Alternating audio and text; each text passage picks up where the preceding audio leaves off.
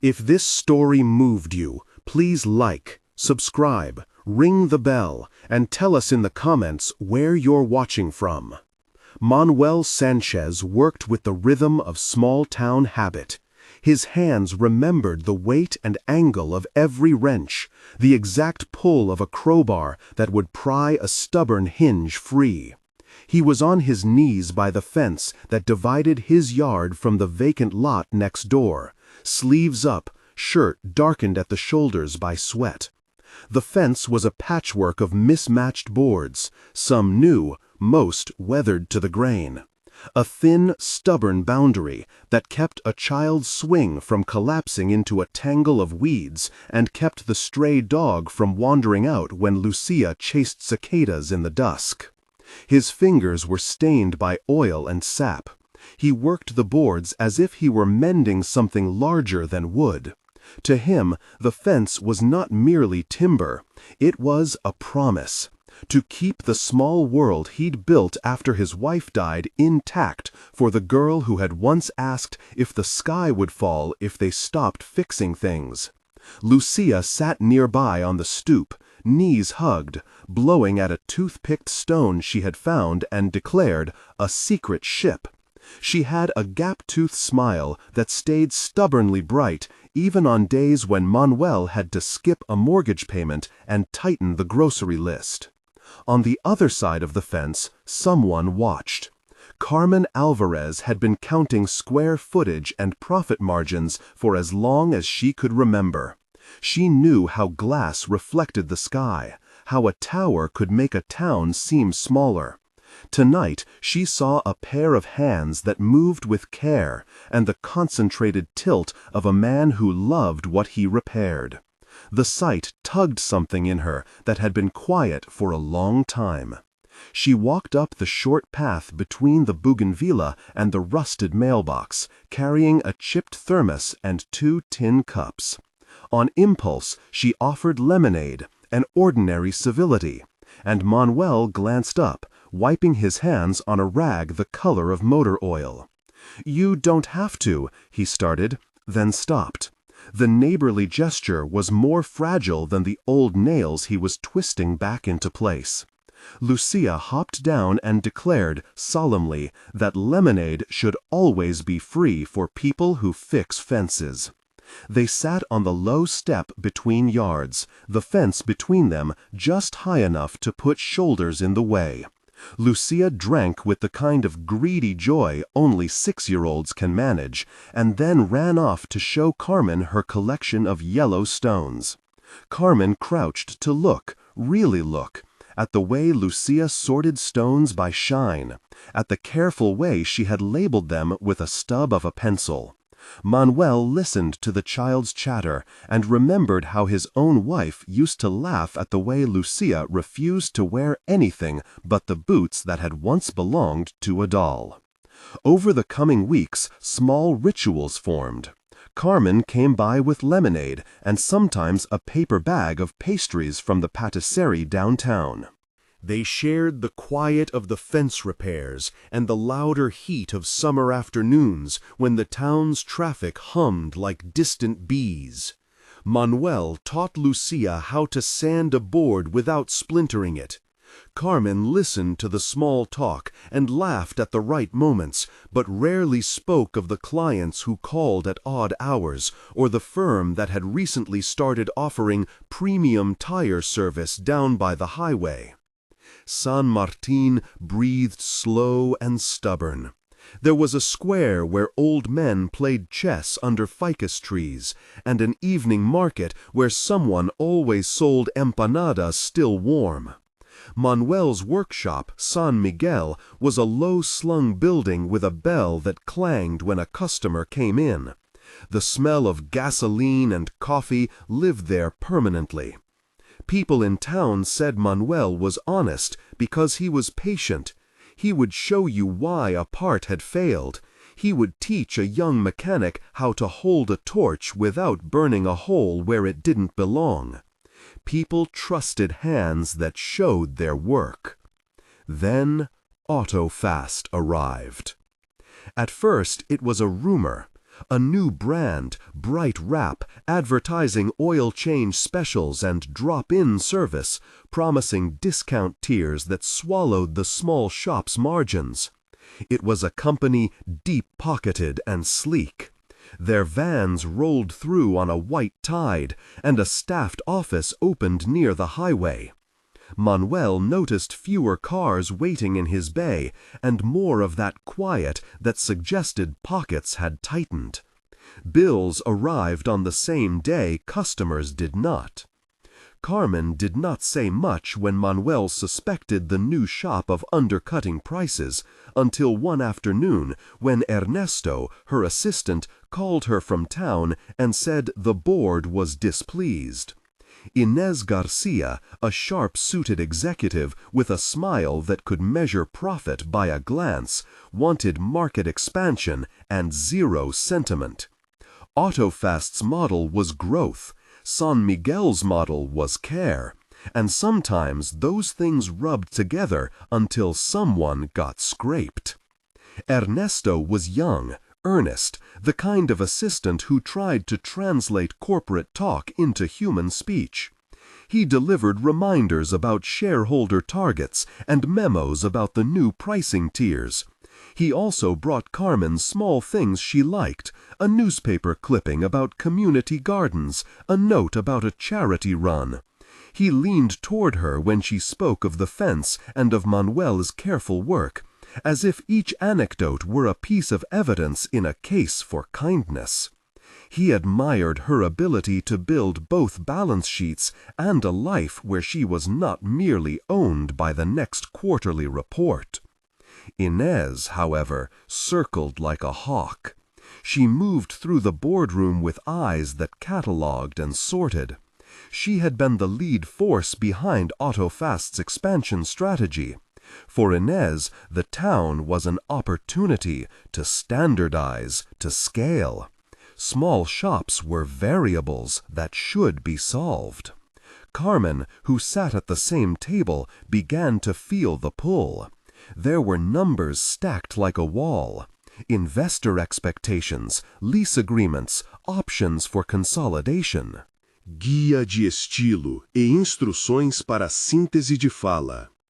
Você é narrador, palestrante, com voz potente, forte e autoritária. O tom deve ser firme e inabalável. Contexto de continuidade. A frase anterior era Nuance, lease agreements, options for consolidation. Você está no meio de uma frase, pensamento. Mantenha o ritmo e a força vocal, sem quebrar a conexão. Haja como se estivesse transmitindo uma verdade fundamental. She had models and memos and a lawyer's stack of clauses that could make an old fence vanish under the weight of a development plan. The town was an asset. A fence was a boundary between profit and people. The asymmetry of their worlds grew. Manuel with his calluses, Carmen with a corporate card she rarely used in public. Yet, when she walked to the fence with a thermos, their differences felt less like chasms and more like varied textures of the same thing. Lucia's presence kept them anchored. She loved yellow flowers and insisted that every adult learn to make the paper boats she folded with the grocery lists. She announced one day, with a solemnity of the small, that she wanted a bicycle. Manuel had learned to nod and file the wish into the drawer of future promises. Rumors in San Martin moved like wind. Don Francisco, who ran the bakery by the square, noticed new faces and mentioned them between kneading. Soledad, who kept her curtains open and her kitchen light on, as if to illuminate moral choices, nodded when Manuel spoke of fewer customers.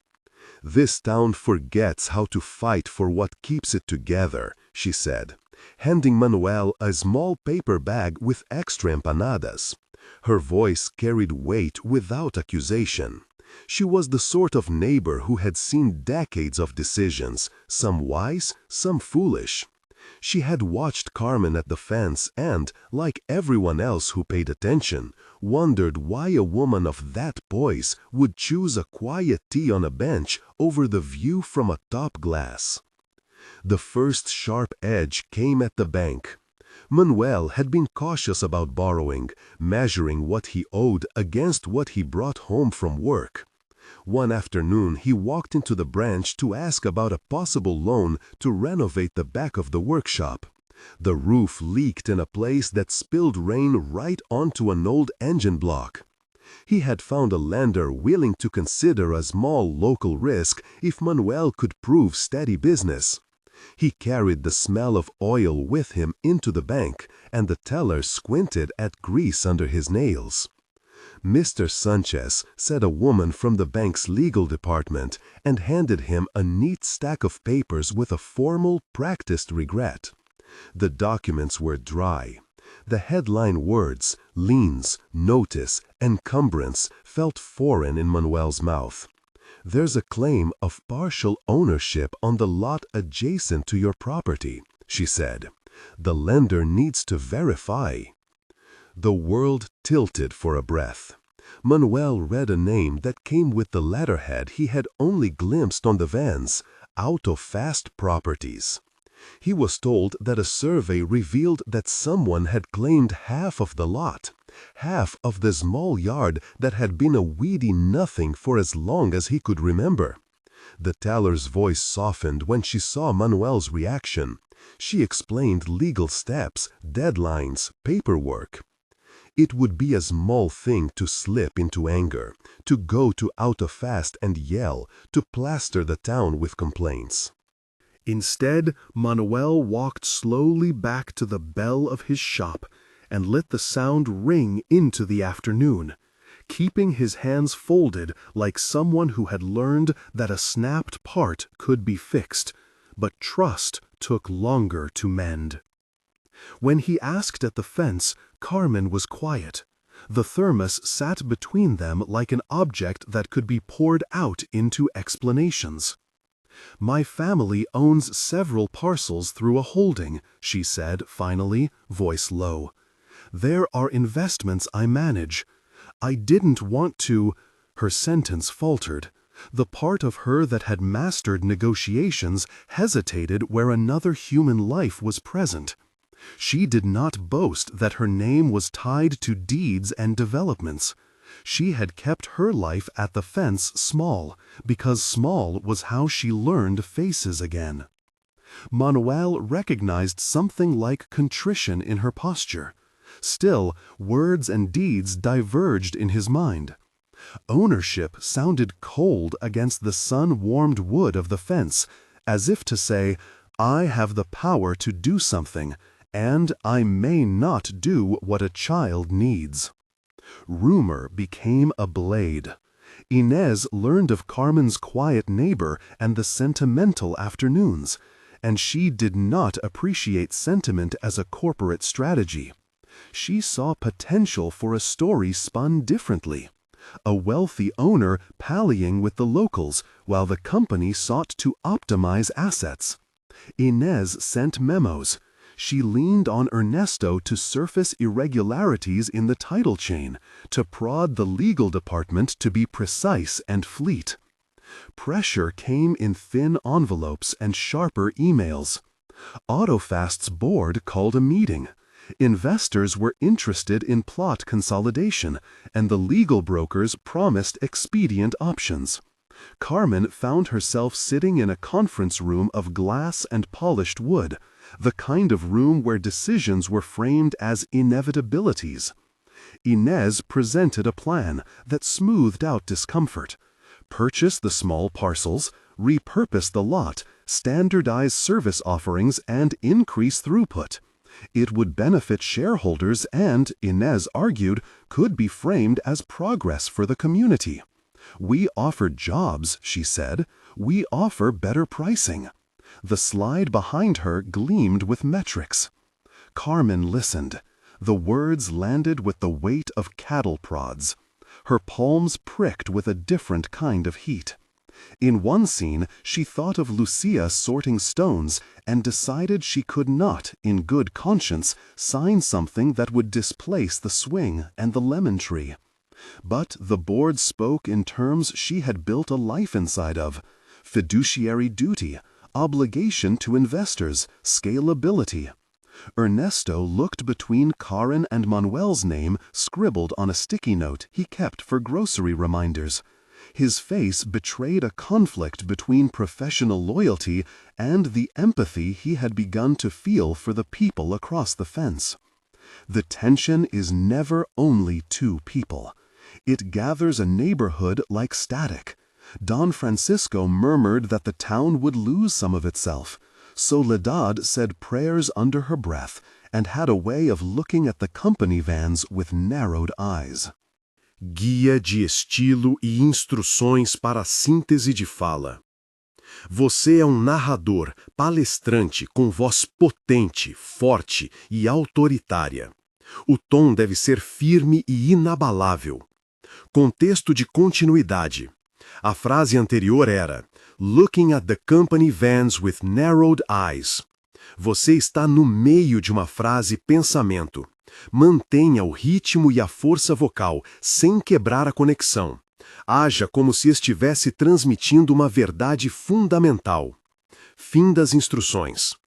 There was a particular evening when the Count Fair lit the square with strings of electric bulbs, and Manuel took Lucia there because he promised to, and Carmen came because she preferred the human buzz to the sterile brightness of boardrooms. The fair smelled of fried dough, roasting corn, and the satin-sweet cotton candy that stuck to the back of one's throat. Lucia rode the carousel with her chin lifted, wind in her hair, and the three of them bought caramel apples and laughed at a small game booth where the prize was a stuffed yellow bird. At the fair, small kindnesses did not hide their origins. Carmen watched Manuel coax Lucia onto a game where kids won stuffed birds by tossing rings. She felt the old, complicated permission to retreat into the safety of her anonymity evaporate. She had lived for years in compartimentos, the meetings that required steely faces and the evenings that required softness. Tonight, the two seemed less manageable as separate things. Inés's presence at the sidelines, approving a vendor schedule, calculating foot traffic, was the visible reminder that the gentle life Carmen had been sampling was not without cost. When the bank's notice slid from rumor to action, it hit during a rainstorm. A legal notice pinned to the workshop's gate said AutoFast Properties had initiated a claim to exercise a right of eminent consolidation. Manuel felt the world narrowing. He called Soledad, who knit her brow and brought over a casserole and a list of people who might sign a petition. Don Francisco printed leaflets. The town's concern turned to organized resistance and small acts of stubbornness. A town meeting at the square, signatures gathered on a clipboard that remembered every tremor of a finger. The confrontation at the bank was not cinematic in the way television imagined. There were no raised voices in front of cameras. There were forms, lawyers with practiced calm, and a stack of scanned satellite images that placed a line exactly where a fence stood. Carmen came to the bank because a legal reality wanted a human witness. The teller recognized her and tried to move quickly.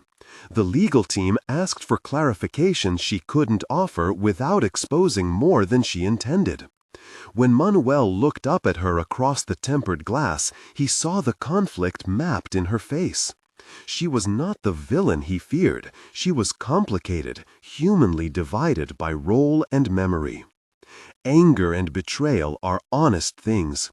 Manuel felt them like cold water poured into the palm. To learn that half the lot they had loved belonged to a company that made decisions in decimals felt like a private dismissal. "You knew," he said later, fingers on the railing of the fence, not quite touching the other side. "You sat in our yard, you had tea with us, and you never told me." Carmen's reply arrived in fragments. "I was trying not to confuse two lives," she said. "I was trying to be a proper neighbor without the weight of a signature overshadowing it." The admission was both fragile and honest. But she did not have a clean word for it. "I wanted to know this place for itself before the company framed it." "Knowing a place doesn't mean it doesn't own it," Manuel replied. He did not shout. His voice held the tired gravity of a man who had learned to economize his outrage for situations that required it. "You sit with a thermos, and then your company pulls papers. Tell me which of those is real." What was real was a legal claim and a child's longing. What was also real was Carmen's capacity to choose. She left the bank in a different mood. She started to read the packets of clauses at home, to trace each line with a pen. She spoke with Ernesto in whispers. He came to her with practicalities, how a transfer could be arranged, how the board might be persuaded, how Inez would react. He suggested small bureaucratic maneuvers and then stopped himself, watching Carmen's face while she held the pen. There was, in a neat drawer under her desk, a sequence of deeds related to parcels she had never visited, purchased by anonymous subsidiaries in years when Carmen had been younger and less inclined to ask for names.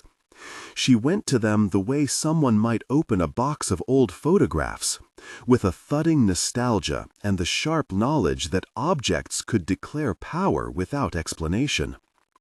That night, Carmen sat at her own small kitchen table, not the boardroom's table of strategy and metrics, but a home table with a chip in the varnish and a mug ring where someone had left a circle of tea.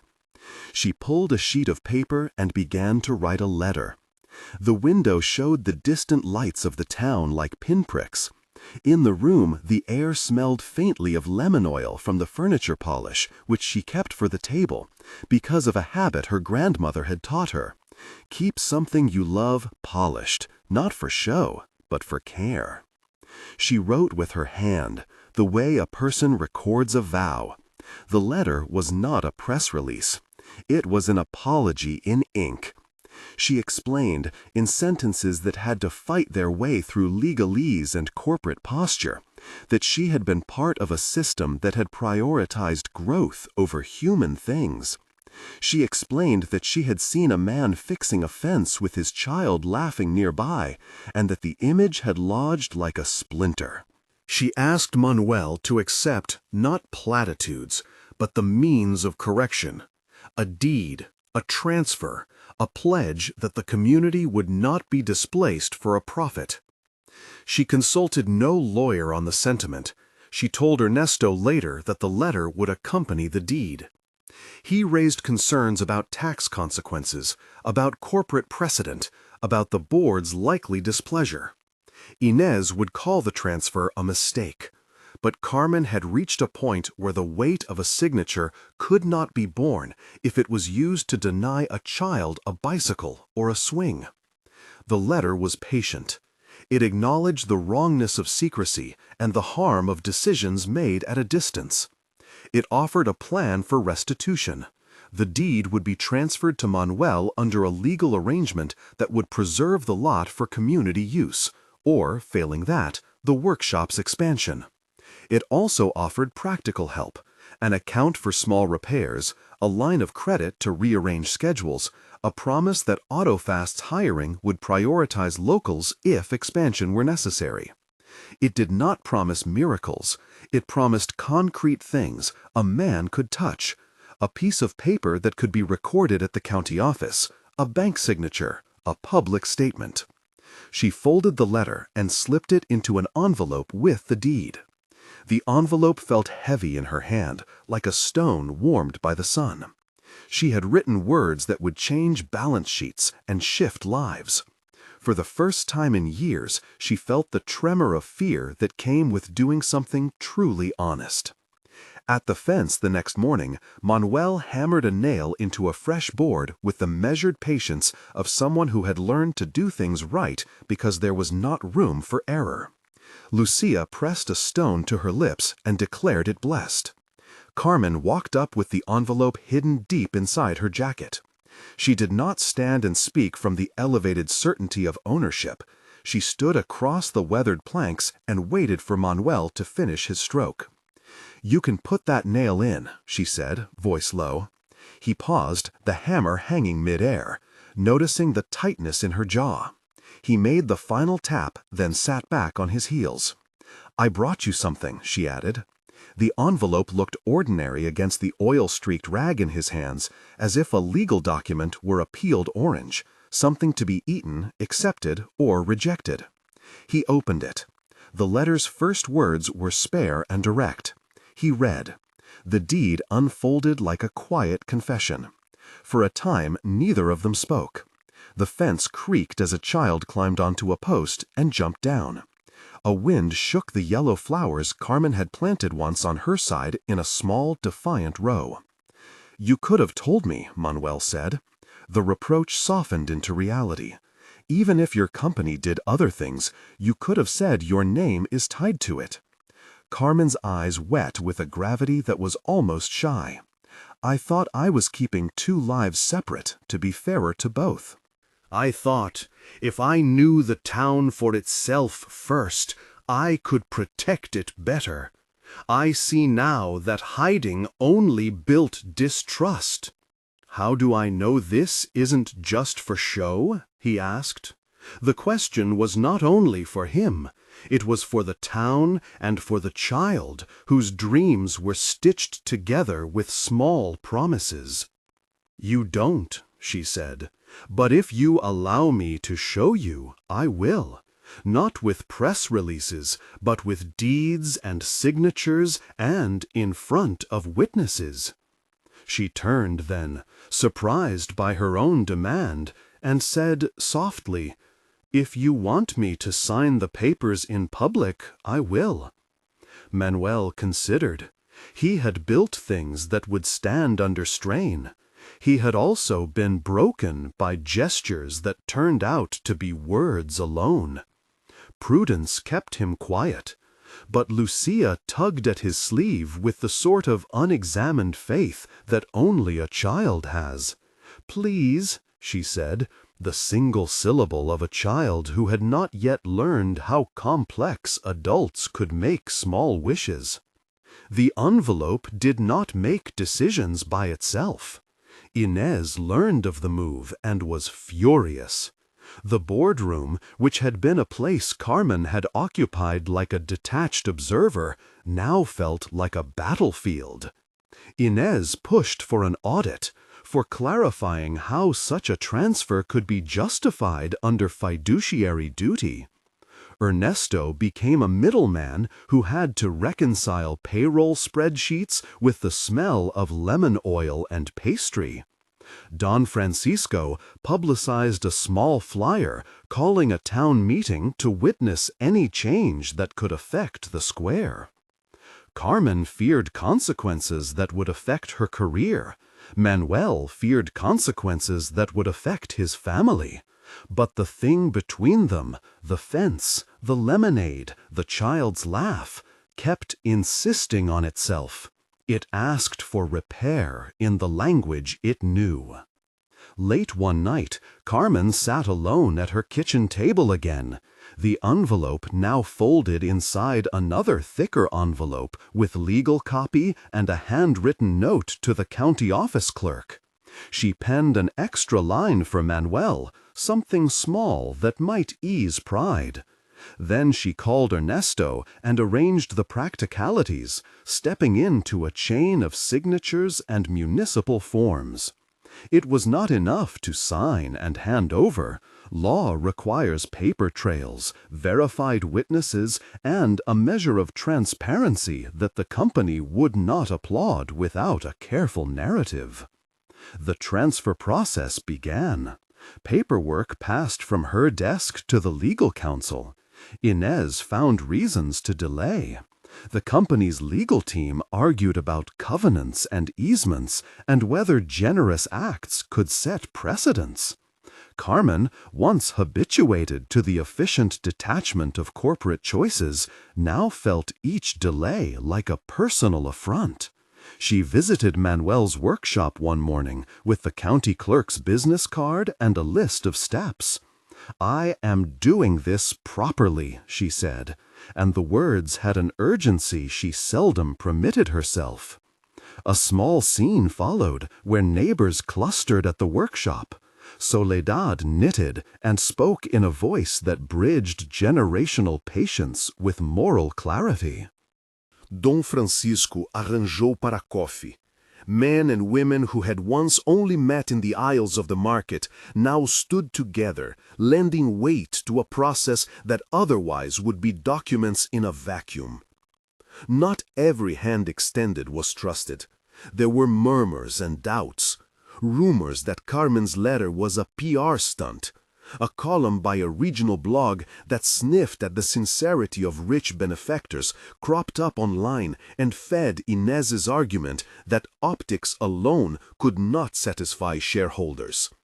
Carmen had to accept that altruism, when displayed, invites its own skepticism.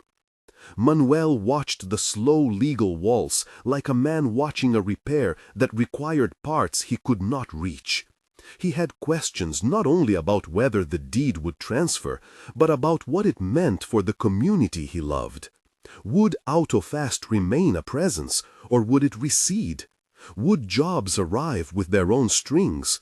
Would a local mechanic like him find himself replaced by a franchise that prized speed over care? Carmen offered more than words. She proposed a legally binding clause.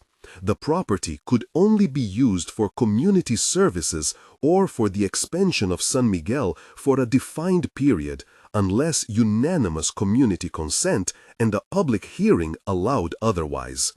It was a bureaucratic bulwark against the kind of development Inez envisioned. She also proposed a modest fund to support community programs and a hiring preference for locals in any future Autofest staffing related to the town. Ernesto drafted the clause with nervous care, aware that corporate counsel might find it an unnecessary constraint. Inez called it impractical. There would be a hearing. There would be signatures and witnesses and an array of legal formalities that would either cement change or unravel it.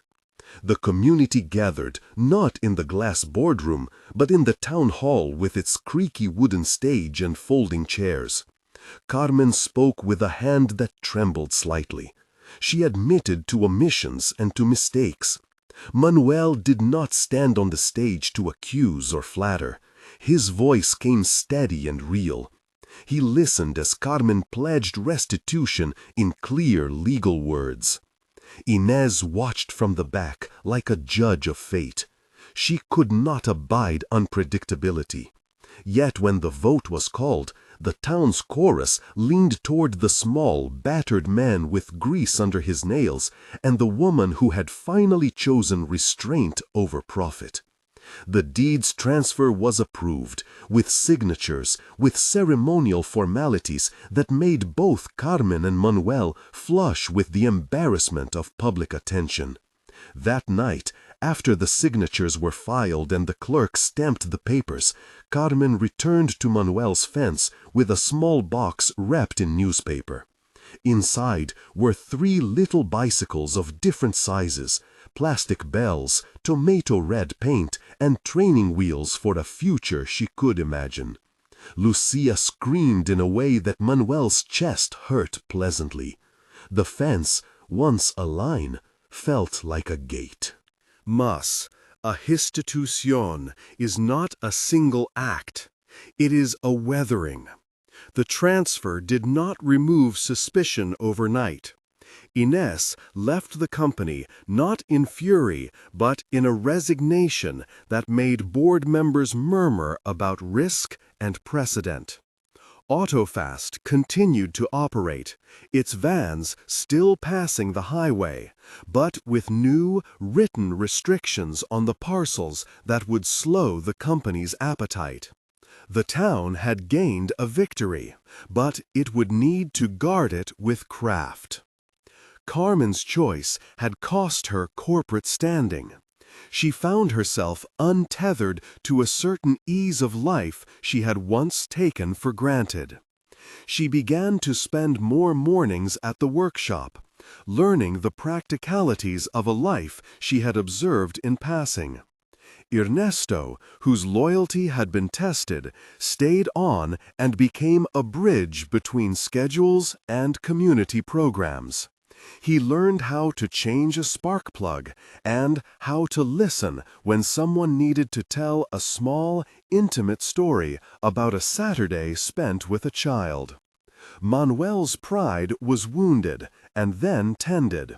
He accepted the deed and the box of bicycles, but he also kept the letter Carmen had written in the drawer of his workbench. He read it sometimes when the nights were hard and work was thin. The letter was not a magic spell. It was a promise written in a language sure as hand screw and thread. Manuel found that trust was a muscle, and it needed exercise. Shared projects, clear talk, and days when Carmen showed up with nails rather than press releases. Soledad taught Lucia to plant a corner of marigolds near the fence, bright as warning flags and friendly as sun. Don Francisco opened the bakery earlier so people could gather before the town's business day started. Even Inés's departure became a cautionary tale told at the market. The person who always chose profit without people often made enemies of both. There were small public acts of restitution that mattered more than any document. Carmen worked a morning at the school, fixing an old playset with Manuel. She showed Lucia how to thread a rope on a swing knot properly. A photograph of her and Manuel laughing over a stubborn bolt made the town paper and later hung in the workshop. A reminder that two lives, once separate, could intersect in ways that mended both. One private evening remained in Carmen's memory, though. The night she sat alone with the sealed envelope before she had handed it to Manuel. She had written in a voice stripped of corporate polish, acknowledging her part in a system that sometimes privileged ledger lines over laughter. She knew that restitution needed a signature and a public witness, but also that it needed humility. She had folded the letter carefully, like something fragile, and tucked it with the deed so that Manuel would know her hand. That scene, the quiet of her kitchen and the small act of writing, became for her the true work of making amends.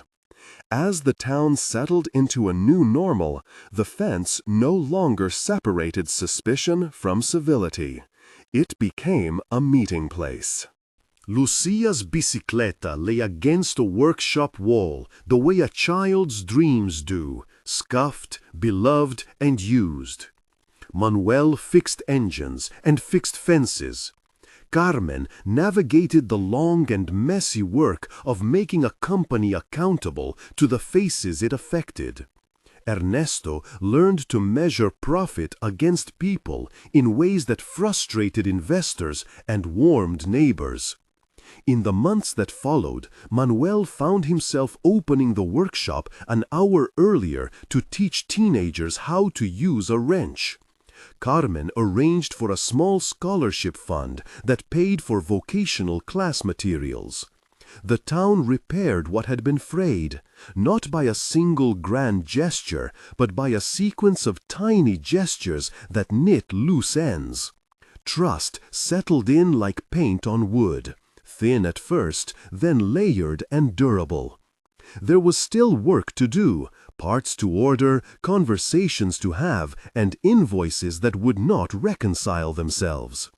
Inés's memory lived on as a lesson about what ambition can look like when it forgets faces. But the fence, patched now with boards that matched and a fresh coat of paint occasionally applied by whoever had a free moment, stood as a small public proof that two disparate lives could find a common rhythm. On an ordinary Sunday, Manuel watched Lucia ride her new bicycle down the lane, cheeks flushed, hair flying like a small flag. Carmen sat on a bench by the fence, hands wrapped around a cup of coffee, and watched with the sort of quiet that had once frightened her. She lifted a hand in greeting when Manuel glanced at her, and he nodded, this time with the easy, competent warmth of someone who had mended more than wood. Later that week, Carmen sat at her kitchen table and pulled the copy of the letter she had given Manuel from a drawer.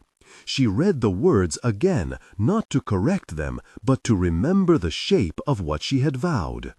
She wrote a few more lines to Ernesto, thanking him for his patience and noting plans for a community maintenance day, where Autofast would lend tools and volunteers would repaint public benches.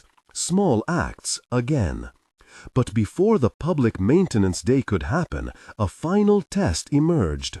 A legal technicality that required Carmen to sign one last form to perfect the deed's transfer. The form was dry, the language precise.